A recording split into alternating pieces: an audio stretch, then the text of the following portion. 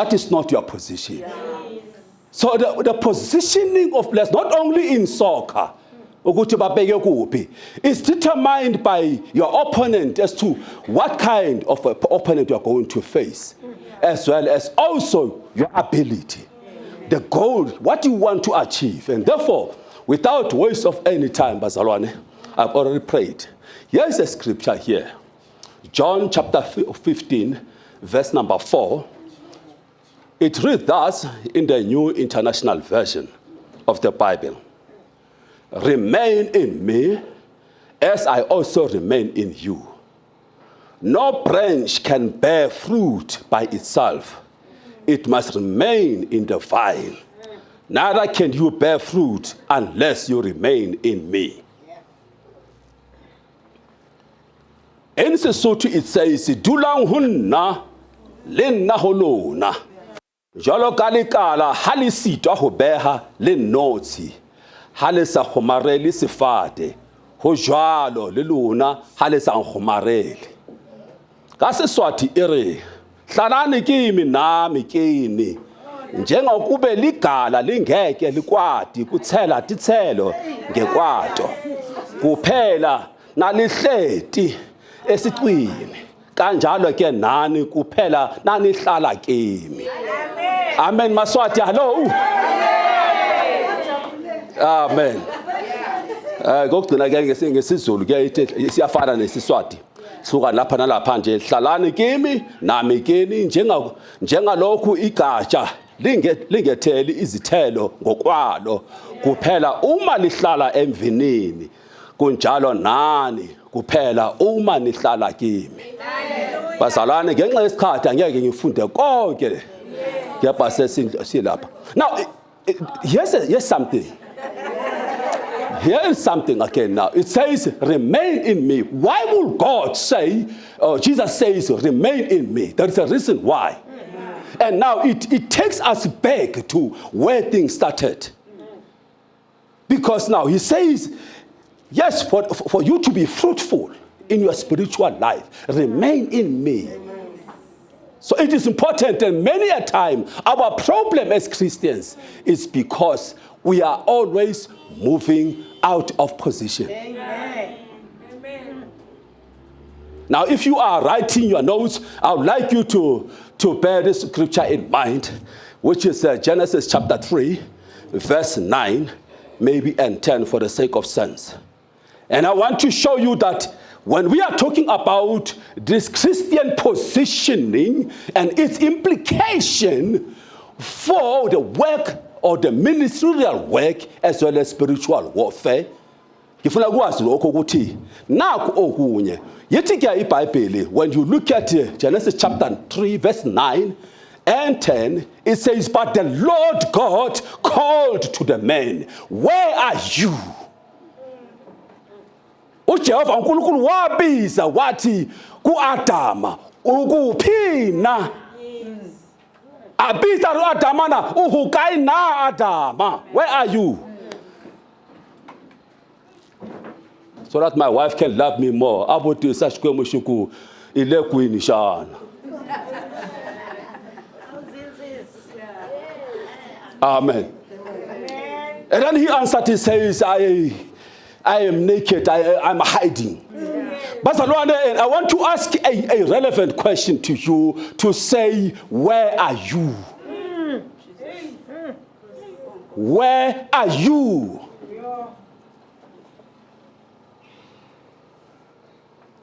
Now, maybe under this subtopic, you could write for yourself to say, out of position. Awukho umuntu uyaphuma endaweni wayephumile kuleyo position, kuleyo sikhundla, kuleyo ndawo uNkulunkulu wayembekele yona uAdam noEva. Ingakho emfuna uNkulunkulu wathi ukuphi na? Abusa ana uhukai umuntu, ukai Adama. Akiutlula lentswe la hao kaipata. How many of the people, when they hear the word of God, instead of repenting, they are hiding? Repentance can only come when you hear the word of God and repent. Don't hide.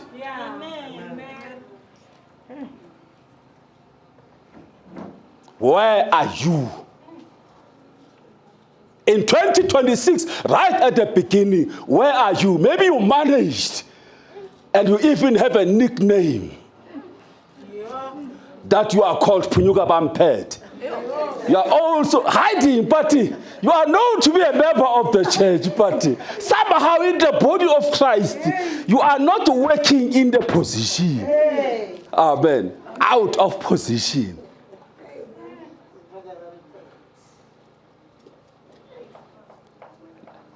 Amen. Where are you? I'm hiding. Where are you hiding?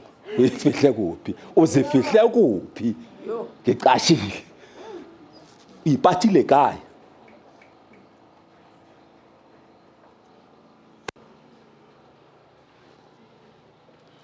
And then we sometimes sing the songs that kudala ngizulazula ngifuna uJesu na uye bekazulazula afuna nawe. Afuna wena. Akulahlekanga uJesu, kulahleke wena. Ngisho ukuthi ngaculi manje ngayicula lo ngoma ngisho. Neke chofela ntare ke samaya. Kanya. Kadikuluva. God, Jesus says, I've come to seek and to save that which was lost. Yeah. I didn't know that Jesus was lost. But I understand what we mean. I also sing the same song. But as long as we have an understanding that it's more of us who are lost. We were out of position. That is why Jesus says in John chapter 15, verse 4, he says, remain in me. I have found you now. Remain in me. Amen. You are back in position. But let me say, maybe to emphasize the issue of saying back into position, 2 Corinthians chapter 5, verse number 17.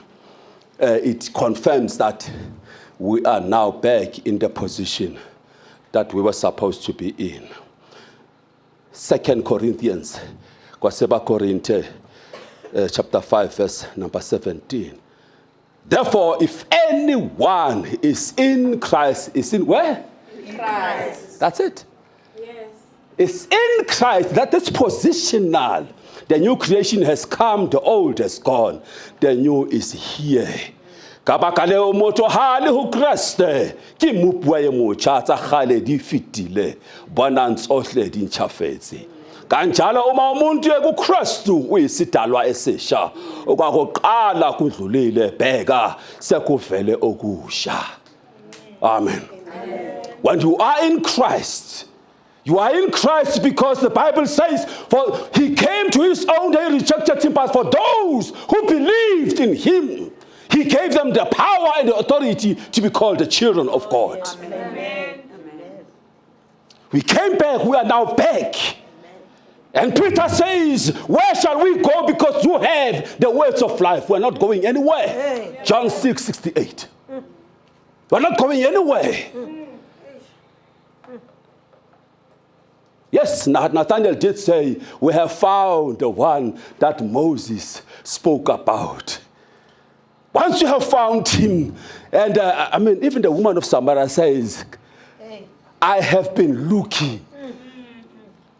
I was finished, husband 1, 2, 3, 4, 5. I was looking for number 6.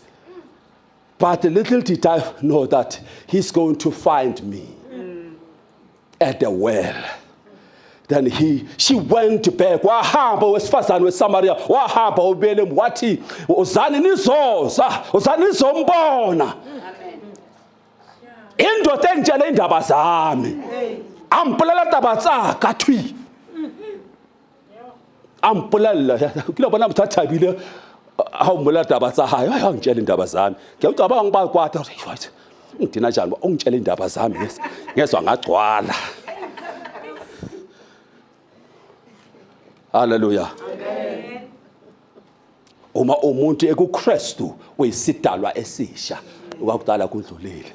Kuvuma ukuthi ukudala kudlule. Kuvele okusha. Kuvele. Every day with Jesus becomes sweeter than the day before. Uma lokhu uhamba naye uloku uyachinjeka ukuntsontsonchafala untsoba handle every time. The question is still the same. Where are you? Ukuphi? Uzifihle kuphi? What happened? So awusekho endaweni. Why Satan? Why does the devil take us out of position? Why is it important for him to take us out of position? Because remember now, when we left through Adam and Eve, the sinning of Adam and Eve, when we left the position, God made a mother promise in Genesis 3:15. God made a promise to say, I'm going to send the seed of the woman. Wathembisa uNkulunkulu uma uAdam noEva benza isono, wathembisa wathi ngizayithumela imbewu wesifazane ekhuluma ngoJesu. Uthi uma esefikile yena uzawenza umsebenzi wokusindisa. Ngoba sasisukile endaweni. So bonke abaprofeti bakudala baprofita bahale kawufela habona bane balibisa umuntu. The Bible says in Galatians 4:4, in the fullness of time, God sent forth his son.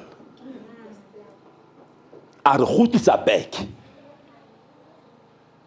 We were all like sheep, lost without a shepherd, wandering up and down, being taken advantage of.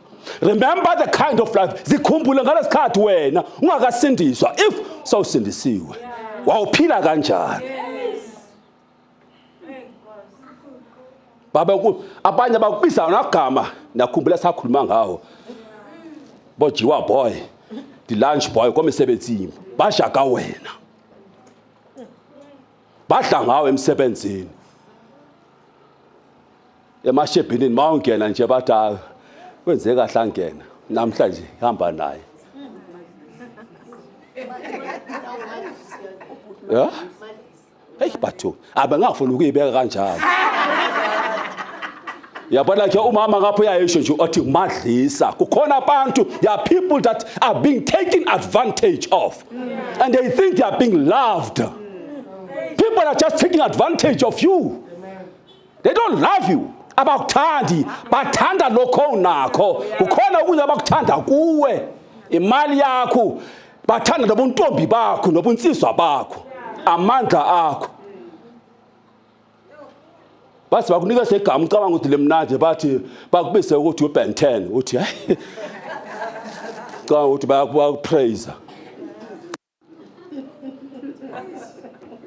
bafuna ukukho they just want to suck the strength out of you. Amen. Kunakho sorry mama Ruti yatsawona le bana. We must put an age restriction to some of the sermons. Ukuthi but let me say a few points. Why is it the benefit of the devil for us to be out of position? Let me quote Acts chapter 1 verse 8. Acts chapter 1 verse number 8. Acts chapter 1 verse number 8.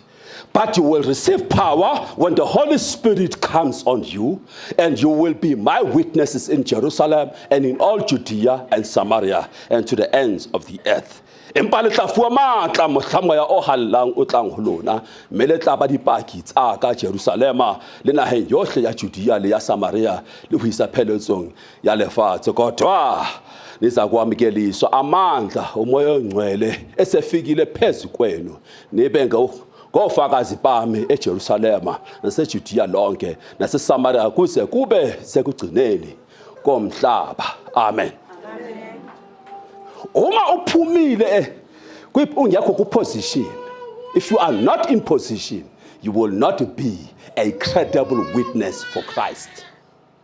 You cannot be a witness of Christ because you are not in position. If any person is in Christ, uma ukuKristu ungafakaza ngoKristu. Uma ungekho kuKristu ufakaza ngaye. Hayi. Umikakezi. You are hypocrite. Uyazenzisa. Yilabo iBhayibheli lithi ekugcineni bazawusho bathi ngegama lakho usayenza lokhu nalokhu athi anginazi. nisebenzise igama lami kepha nina ningekho kimi. Akusho ukuthi uNkulunkulu izwi lakhe malishunyayela uyolalela. Ukhulume ngaye kepha wena uma ungekho kuye bazawusindiswa kepha wena angeke uyawulahlwa. Yawuba njengebhodi ngibone enye isasho ngisasuka le eMidrand engikhomba ethi Benoni. Le bhodi ngishiye lapha esathi Benoni namanje uzoyithola sasekhona. Uma sengifika uzoyibona sathi Benoni ngibheke enye izothi Johannesburg. Amen. So therefore our soul winning endeavors sizama ukuthi sizuze imphefumulo ngaphandle ukuthi abazalwane abanye bayahamba sihambe nabo kepha abesekho kuJesu. Impande zabo azikho. Kwaphela amen. Kwaphela amen enkonzweni. Ukuphi mzalwane? Ukuphi? So ingakho ke kuyamsebenzela uma ungekho kuyiposition angeke uzofakaze enye into ezwenza ukuthi uyajabula ukuthi uma ungekho ku positionini. Kepha lena ke why kubalulekile ukuthi ube kuleso simo leso ube kuChrist uJesu ube emzimbeni kaJesu kube nento oyenzayo. Lena inde kakhulu ziyafunda nje ngesingisi kepha ngizoyichaza ukuya phambili. Romans chapter 12 verse 6 to 8. Lalelani bazalwane. It says here Romans chapter 12 kwaseba Romans chapter 12 verse number 6 ukusa ku8. Uma uyifundele ekhaya uzoyithola kahle. Ikhuluma kamnandi. Lena ke leli verse ke likhuluma le passage lena ikhuluma ngokuthi thina singabazalwane kukhona simele sikwenze emzimbeni kaKristu. It says we have different gifts. Rena le dineho tse fapaneng ngaka borona. Yabona. Sineziphiwo ezihlukileyo. They are all different according to the grace given to each one of us. Ngokuya ngomusa sinikezwe wona. Sinikeziwe ukuthi mama now you are a worshipper. Wena usenza lokho nalokho. Yilokho nikezwe khona. And he says if your gift is prophesying, then prophesy in accordance with your faith. Uprofite ngokuya ngokholwa kwakho. So prophet ngathi uEsaya khula ekuleyo prophet sakho. Prophesy according to lokho. Ma isiphiwe sakho. Lokho uNkulunkulu athi emzimbeni kaKristu ukwenze. Akasho ukuthi ima lapha phambili uthi bamfundisa ithemba lihlala phansi engiyaprofeta namhlanje. Ukuprofeta akusho ukuthi kumele ume la. Sometimes siyaprofeta nangezwi kaNkulunkulu. Uthola ukuthi uyanceda abantu. Ungekho kuyipulpit. So it says now here, if it is serving, then serve. If it is teaching, then teach. If it is encouraged, then give encouragement. If it is giving, then give generously. If it's to lead, do it diligently. If it's to show mercy, do it cheerfully. Jwale haile mo re ina le dineo tse sa tshwaneng ka mo re filweng mohau ka teng. Ha re ka ba re na le ho profeta. A re profeteng ka tekanye ya tumelo. Ya apetsweng tshebeletso a tie tshebeletso. Ya rutang a tie ho ruteng. Ya kgothatsang a tie kgothatsong.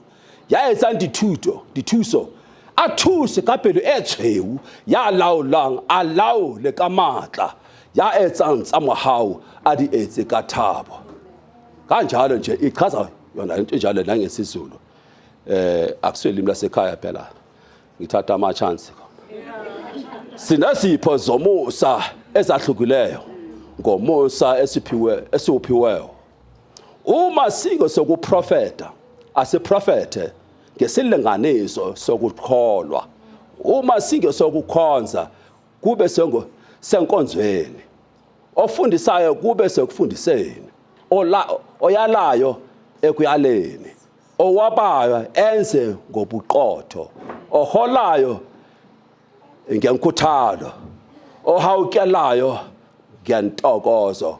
Uma mhlawumbe ayibona leyo ukuthi ngohawukelayo to show mercy, khona abanye abantu bayahlula abanaso leso sipho so noma uthi uyazama ukuthi uyahawukela nje la kuhawuleka kucruel nje, uyalimasa nje athi uyazama nje mohawa haye untsoli usehluhu mohawa answer walika.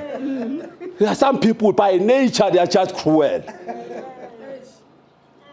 you know, because the words they use, they're using tearing and hurtful words, but they are trying to comfort and console. Yeah. Okay, bazalwane, let me, before I come to the last part here. Now, if you decide to live what God has entrusted to you, that this is the ministry that you must do, and then you decide to do someone else thing, you're going to have a conflict. Uzolwa naloyo uyekela indawo yakho, wayishiya indawo yakho, sowusebenza kwemunye. Uzolwa naye. Ubani manje wenza umsebenzi wakho lapha yana? Ubani wenza inkonzo yakho lapha yana? Amen. Amen. Ake sizame nathi sithi praise and worship hlalani phansi siyophathwa. Sizawuphathwa yimi nje sizawuphakama. Yeah, we'll all just go with also Babu Shoniwe and others, and will come. And Mam Tapo, and then we just say sit down. And then we expect them to be in the spirit as we sing. I think they will just be crying.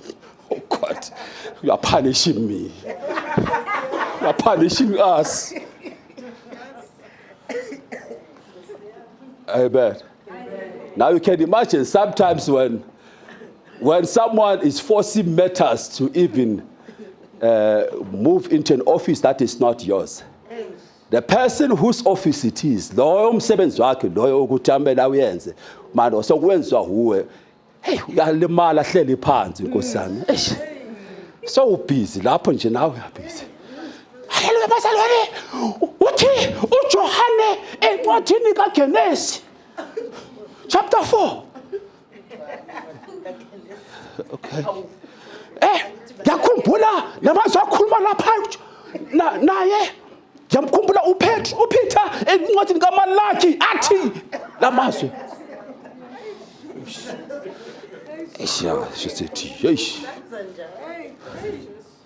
Yeah, and amen bazalwane. Angazi ukuthi nathi ngoba sesijwayele le amen. We automatically says amen. Amen for what?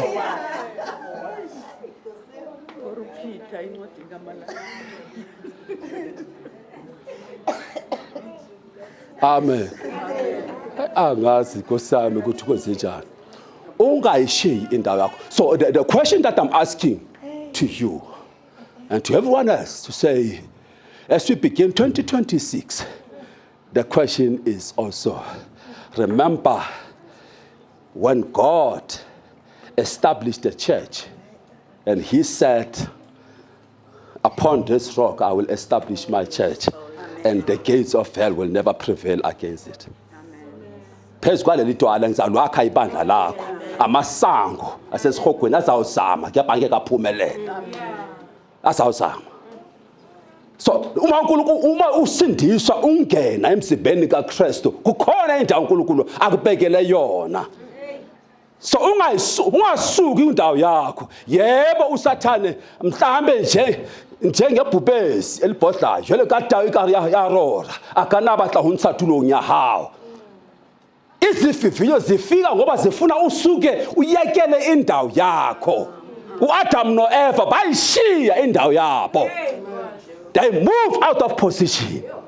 But praise be to God that through the second Adam, through Jesus Christ, we have been brought back. Amen. We are in position. Amen. The devil tried to take Jesus out of position. Jesus said, it is written. Amen. It is written. Wala uJesu wathi hayi kubhaliwe akasukanga endaweni yakhe.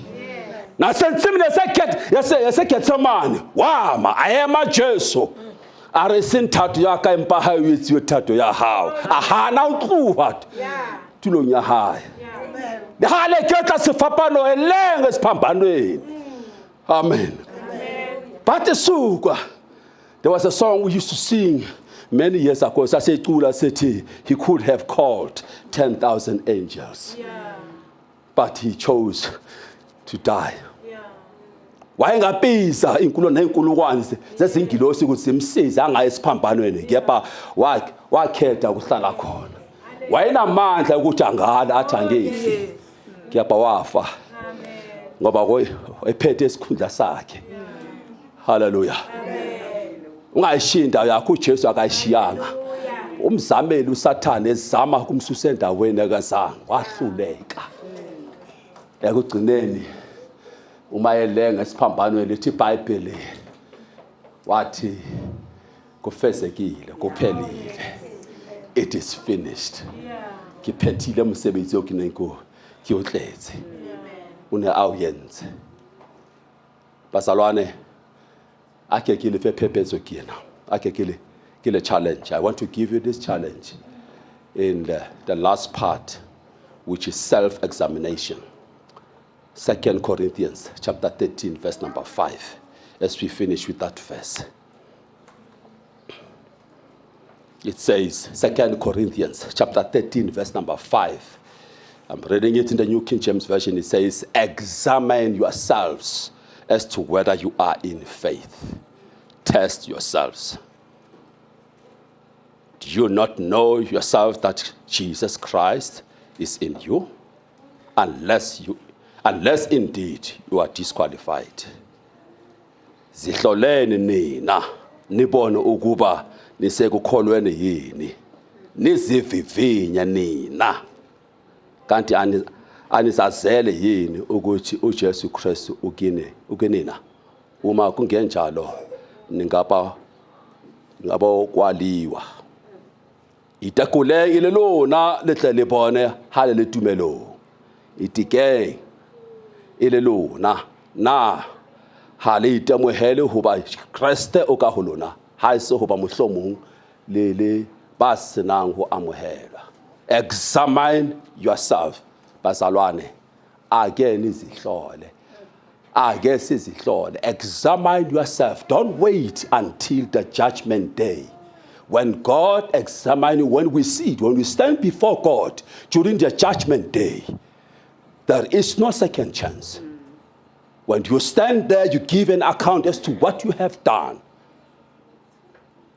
That particular examination is for you to be taken straight to hell if you did not do what God wanted. Yasho ukuthi noma sesidla nesidlo senkosi masizihlole sizihlolisise ayisho ukuthi ungasadli zihlolisise udle isidlo senkosi hlolisise ucela uNkulunkulu axolele ake sizihlole. Ngibuza kini bazalwane ukuthi ukuphina kodala mhlawumbe uyifihlile uyazi masibuyela kakhulu kuyisokho ngoba sejwayele sikabantu abamnyama kuyisokha noma ngoba irugby kubhlungu njani kumqeqeshi hoyana ntwena coach kubhlungu kuyicoach uma ukuthi kukhona umdlali udlala kahle kepha akazi ukuzopractice and abantu bayamthanda kepha mangibele kuze kuzilolonga this person does not attend. Akezi kuzozilolonga during the week. Kepha ufuna ukuthi umfake, mawungamfaki bayakhala. Hey man, faka la muntu. Kepha lo muntu akazilolongi. This person does not come to practice. You know how difficult it is when you, as a Christian, that you are doing such an important work in the body of Christ, but you become careless. You don't cultivate. You don't take care of your position. It's difficult because we will use you, but ultimately you will be lost. But we're using you because you've got no alternative. Akekho omunye. Now uyazi nje uthi ayeke, they can't do without me. Kubhlungu. Uma sowufike lapho uthi angeke baze bakhona ngaphandle kwayo. Kubhlungu. Ake ngibone abomama bakhona la. Bomama. Amen. Lehlisana izandla. Cabanga nje umama uma angaziphathi njengomama abe ngusisi abe ugog lady ikuphathe abo baba kufike lapho uthi ukuthi akusase ubaba ngalendlela ayiphatha ngayo you cross the line so ufika lapho notomusha so uyeza into zabantu abadala siyakhala manje sithi abantwana ulusha alihloniphi the young people don't respect. It's because you find out that the line has been crossed by both people. Yeah. The older ones went down, the younger ones crossed the line. They were upgraded. Even at work, the bosses can't take a decision, can't act against a particular person. Bayahluleka ukuthi bathi batshele lo muntu ukuthi angayenzi lokho akwenzayo. Umuntu ongaphansi kwabo emsebenzini. Mawuthi yabuza bathi hayi phela uyazi phela ulala naye. Ingakho angamhloniphi kanje. Athi umphathe saphathe meeting uyaphakama lokhu. Hayi le nonsense iyangimele mina. Babheke abantu bathi yi madoda. Kwenze njani bathi?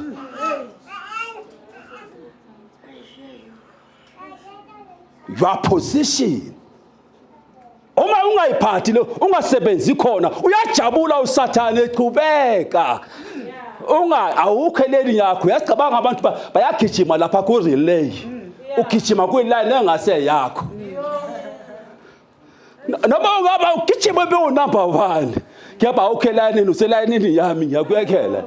Noma ngajijima kancane nje emva kwakho. Mawufika lapha basuke bathi suka. Yes. Go win. Yes, you just disqualified because I'll get him and when yakho. How samathi mo for the joy. Hallelujah. Hebrews chapter 12 verse 2 comes to me. He says, Jesus, looking unto Jesus, the author and finisher of our faith, who for the joy that was set before him, he was able to. So let us run the spiritual race. Sigijime. Siyazi ukuthi sigijima kahle endaweni right. Amen. Amen. Hallelujah. Amen. Basalwane ngiyathemba siyazwakala. Amen. Zihlole. Examine yourself. Check yourself out. Ihlole uyihlolisise and see what is happening. And therefore I would like to say, let us not play into the hands of the enemy by leaving our position. And remember the position that you used to occupy before you were born again. There is also a possibility of going back when things are bad. Lokhu wayikho wena ungakwamkela uJesu njengenkosi nomsindisi. Hlezi kungayenzeka ukuthi uphinde futhi obuyele back kwelokho ngoba wawukwenza isikhathi eside. Amen basalwane. Amen. So, spiritual warfare izawunqoba ngoba uma uyilo ongekho. Okay, ithi ngikhulume lokho kaningi. In most cases I don't want to talk about this, but at some point in my life I worked within the armed forces, within the defense force. And when you're working within the defense force, there are ranks and positions. Yes. And it's very much important that those ranks and positions are maintained. Uma uyicommand, uma umphathi wamasoja, kuwe bazwa ngawe khona abantu abakusekelayo. Akuhlanganisa izinto. Impi angeke uzoyiwine. Uma kuwukuthi uzothi umphathi makathi ayihlasele uthi why mele hlasele? Ubani wena? una 40 na 50 mina. No. In the defense force, we normally say, you comply, you complain later. If you have got a problem. It is not the age that counts, how old you are. It is the rank you occupy. Amen. We are in the body of Christ. There's a position that we have been given by our God. He sent Jesus to give us this prestige position. That's where we are. Remain in me, you'll be fruitful. So if you move out of position, uma usuka endaweni kaKristu, angeke ube nezithelo.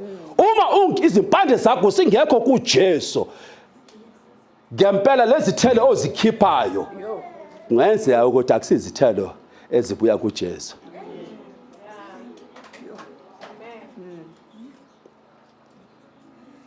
Amen. Amen. So this position, even the church, Jesus came. He did not come when Adam and Eve sinned. He came in the last days. Weza insuku zokugcina uJesu weza, matsatsi aqetelelo afihla. He came. And therefore the church, even when God positions the church, he did not bring the church, establish the church, maybe even in South Africa. Because it was going to take time. God established the church in the Middle East, in the middle of the earth, and the gospel was able to spread. Amen. You have been positioned in your family. You have been positioned. But when I call them, la pena helu kwena alintenkahari. Of course, every job, how about anything else along, we are using an inside person. Yeah, you are using you are a person the inside. We want to infiltrate, your family. We are using you. Jesus uses you within your family. Usebenza wena emndeni wakini. Angene ngawe. Ungene ngoJesu ithi iBhayibheli bonke abakholwa kuJesu bayasindiswa. So Jesus is the position that all of us, he says there's no other way. I am the way, the truth, and the life. There is no other position. There is no other foundation. There is no one. Alikho elinye igama esingasindiswa ngalo ngaphandle kwegama likaJesu. Alikho. Asinye sisikhundla. Noma wanginika siphi lithi iBhayibheli kaningi uthi noma ningathatha konke ngakuthatha kepha mina manginoJesu. Angifuni ukwazi nix. Ngifuna ukwazi uJesu yana esindisiwe. Abangani bami bakhuluma ngami izihlobo zami zihlangene ngami. Bafuna ukuyikhipha lento engena kimi ngithi salani kakuhle. Kuyahana. Kuyahana. Okuphi, where are you? Where are you? I'm hiding. Where are you hiding? Are you operating in the ministry that God wants you to operate in? Some people become copycats. Babanye bayalingiselela ngoba bayasaba lesiphiwo uNkulunkulu abanikeze sona asikho la ebandleni. Futhi angeke basishayele izandla. Futhi acamanga sibonakala. So therefore we all want to be, we want to be in front, to be seen. Maybe yours is just a matter of giving a word of encouragement to the sister and the brother on the side. And that is still a work of God. You are still working. Amen, Bazalwane. Examine yourself. While we start 2026, I would like to go to the time of prayer now. I'd like to pray with you. And I want to say the position that you find yourself in. Have you been positioned by God or people? Because sometimes ungakhethwa uthole ukuthi ukhethwe ngabantu, ukhethiwe ke motho ka papa khethiwe ke batho ba o beile. Empa ha ba ke modimo. 2026, it's a year that you need to be properly positioned. Uthi Jesu, I have positioned you nginikhethile. And the work that we need to do, kumele sizuze imphefumulo, sikhuthaze abazalwane. Angeke sikhona ngaphandle ukuthi wena leso sikhundla sakho, leyo position, maemo awo onalibonaka lapha, bombili kwaKristu ahlompe. Half of the, if you can just behave according to what the Bible says, sometimes even to preach a lot, ushumayela kahle uma ushumayela ngempilo yakho kunokuthi ukhulume ngomlomo. Phila leli vangeli. Iphile lento le. Uma uyiphila bayayibona. Maso ukhuluma ba ufaka sewugcinisela lokho sebakubonile vele ukuthi uyayiphila lento le. Abanye bayasihleka masiloku ukuthi uyakhuluma bathi shem. Abanye base basho side ukuthi lo mangangena lo singangena sigejima. No, but bayasho la but we still have a chance. But ngisafuna ukuthandaza. I want a prayer of commitment. I just want to be able to pray with you, especially with those that will say in 2026. In 2026, I just want to say, God, here am I. Please position me properly. Position me the way you want. Lapho ngisa khona ngizoya. Lapho ngibeka khona ngizoyenza. Alokho uthi ngikwenza. I just want those who will say, here am I. Here am I. Amen. Thank you, Jesus. Bazalwane, umthandazo. This is a prayer that needs, I want you to come to the front, please. Just come to the front. Those of you who will say, I want God to position me, just want you to join these people in the front. Just come. Because if you are out of position, it doesn't matter how much you do, but if you are out of position, God is not going to use you. Yes, you can have an impact, but the impact that you are having now is nothing compared to the impact that you will have. Uma ungavuma ukuthi ngifuna ukubuyela endaweni, ngifuna uNkulunkulu nakho mina. Ngicela ukuthi ungisebenze, ngifuna ukungena kule ndawo engibele ngibe kuyo. Ngicela ukuthi use ngaphambili. Amen. Ngaba akusho ngoba uyahlala isikhathi eside. Uthi bengayazi lento le ukuthi bengasebenza endaweni right. Laba abazalwane bamile. Laba abazalwane bamile. Ukunikeza ichance. Amen. Thank you for coming to the front. Thank you for being here. I can promise you that as we start this year, you are starting with me also. As I'm standing before you here, you will also know that I'm also positioning myself as God wants. Sicala kunye ngoba nami kungiyakudala nezwa ukuthi umfundisi mara so sendaweni ethile. Kepha lokho bazongitshela befundisi officially. Thatha indawo yakho. Kukhona uNkulunkulu akuphathise khona. Ekumele ukuthi ukusebenze. That particular thing that God has in store. Let's close our eyes. Asivalela amehlo. Let's close your eyes right here in front and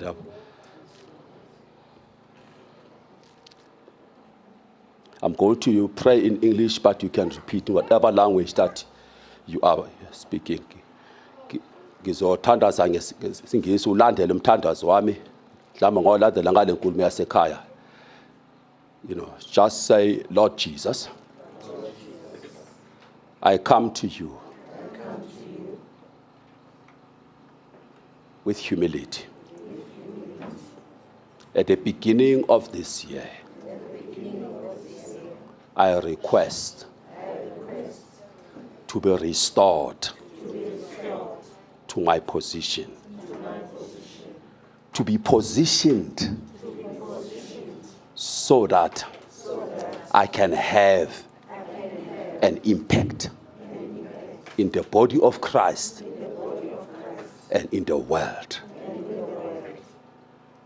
Thank you, Holy Spirit, that you will empower me to hold on against all challenges, to keep on being productive despite the challenges. Thank you, Jesus, that your grace will be sufficient for me.